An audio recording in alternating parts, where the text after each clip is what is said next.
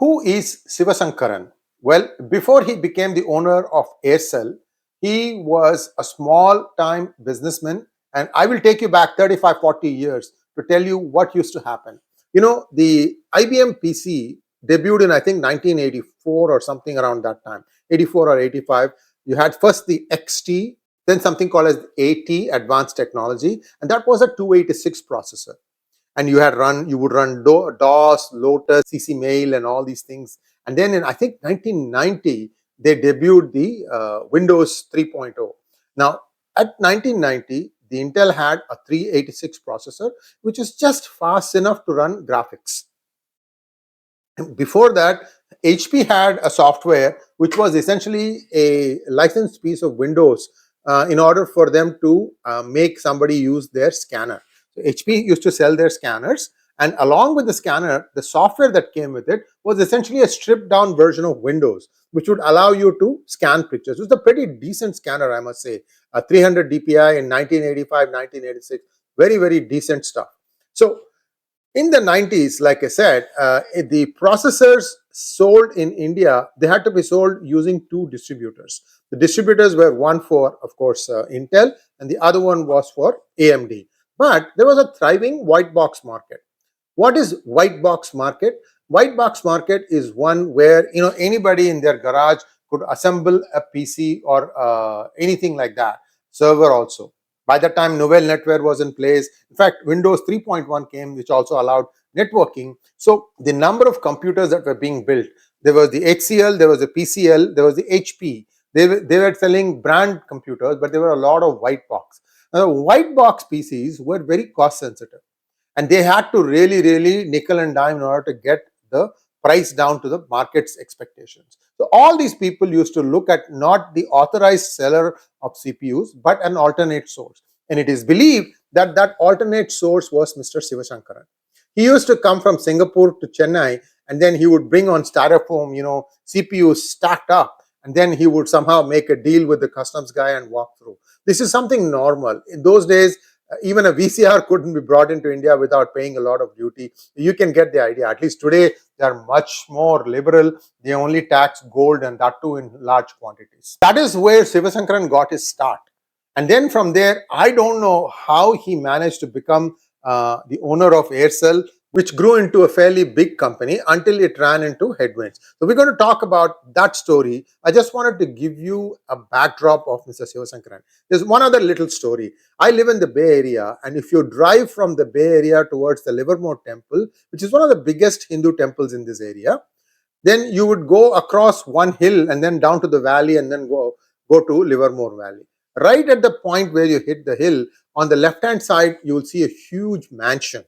Really nice white colored mansion. And this mansion used to be owned by a singer called 𝗚𝗚 Hammer. Some of you may have heard his music also. So 𝗚𝗚 Hammer, he had this idea that he would set his music staying up in the mansion, and he would have the rest of the orchestra and the recording stuff at the base of the hill. And I don't know what happened. He had some bad investments, I guess, and he declared bankruptcy. And it is believed that house passed on to Mr. Sivasankaran, and he used to own it for some time. But I think that house is jinxed, because whoever got it got into trouble. Sivasankaran also, I think, declared bankruptcy. I don't remember which country he declared bankruptcy. Again, if you look at the links that I have provided, it will be abundantly clear. We have written tomes and tomes on Mr. Sivasankaran and also on Aircel.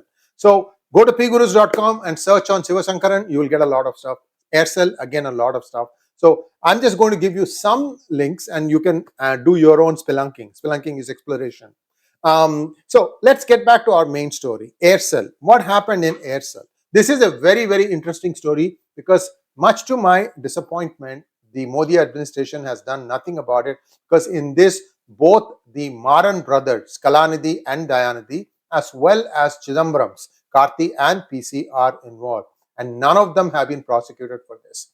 What is the story of Aircel? Aircel was once a major player in the telecom sector of India, and it was a beacon of innovation. I think he had a good engineering team. Let me put it that way. I mean, Sivasankaran is just one of your, businessmen. That's all. I don't think he had any technological background.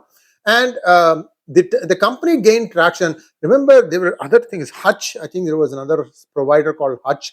Those are the days, Aircel, 𝗏𝗏, all these guys have, since disappeared. Now you have only Airtel and Jio. But during a certain period of time, they were very big, and they finally exited the market in 2018. So what happened? In recent interview, Sivasankaran said that doing business today is much more easier than in those days. And he answered to a question that was posed to him as to whether the businesses face significant pressures. The interesting thing that he said was that today, at least, I can sell to whatever person I want. But in those days, even if you were reasonably successful, the government somehow came to know of it, and then they would start telling you what to do, what not to do, who to sell it through, because everybody wanted in on a successful story. Now, he also said that in the sale of Aircel, he only made 3,400 crores by selling it to Maxis. If he had sold it to AT&T, he would have made 8 billion. That's right, 8B as in billion boy. So these sale, so let me just connect the dots here. Like I said, you can't make millions selling these gray market CPUs and things like that. That doesn't give you much money. So where exactly did Sivasankaran make his money? That is the question all of you should be asking. I have a feeling that some politicians, came together, they had the money, and this is happening even today. Many of the startups, I would not really look at them unless, I would not bless them unless I've had a chance to look at who is the funding authority, and I would have to backtrace the funders to see whether they are legit or not, whether they go back to some of the known funds like Sequoia or some of the partners that exist in the Silicon Valley, or even SoftBank, for example, in Japan. The well-known names, whatever it is. His interview was to try and compliment the Modi government that today businesses can do whatever they want, a much better environment. I kind of agree, but at the same time, some things still remain. The bureaucrat in India hasn't changed, even though the government has changed. The bureaucrat still thinks that anyone who wants to be in business is there to cheat, and therefore their first answer to any question you ask them is a no. Then you have to, basically bring them around to your point of view. You know what it means and what it takes. What is the Maxis story? In 2006, Maxis claimed to have acquired 74% stakes in Aircel, and the remaining 26% was owned by Indian companies belonging to the Apollo Hospitals Group, the Reddy Group. Maxis is a Malaysian company owned by a business tycoon called T. Anandakrishnan, who is a Sri Lankan born person, but he has since migrated to Malaysia. Now, if you look at the links that I have provided by way of references, you will see a lot of emails also we have captured in our PGurus articles. So what happened was there was a CAG audit, and it found that contravening the 74% rule, Maxis had acquired 99.3% stake in Aircel, and that was illegal. Who made it happen? Well, that is where the KD brothers as well as the Chidambaram family come in. So what Sivasankaran alleged was that Dayanidhi Maran and his industrialist brother Kalanidhi received kickbacks from the Marxist group through a network called Astro into the Sun TV network, which the Maran family owns. So the kickbacks for the Marans came into Sun TV. Now there is another portion that I'm going to tell you, which essentially implicates the Chidambaram family, which is Karti and Pazhaniappan Chidambaram. So Karti Chidambaram is alleged to be one of the beneficiaries of the Aircel-Maxis deal, in which Chidambaram's role is under scanner. It's not role is under scanner in connection with the grant of clearance of the FIPB proposal. So the FIPB is Foreign Investment Promotion Board. Now the problem here is he essentially did an end run around the authority who is the one authorized to approve this thing, and I'll come to that in just 1 minute. So FIPB under Chidambaram cleared the deal under the condition that Karti Chidambaram get 5% shares in Aircel. So this is the Chidambaram stake. While all this was happening, all the different departments are supposed to do due diligence, such as Ministry of Finance, Department of Telecom. All these people are supposed to do due diligence. How did they not do that? Where did they miss? What did they miss? Were they looking here when everything was happening here? Well, whatever it is, this thing got passed through, and in April 2012, Dr. Subramaniam Swamy exposed the role of Chidambaram. At that time, he was still with the Janata Party in the scam and the money trail to his son-linked firm of around 26 lakhs. That was just a small tranche. Okay.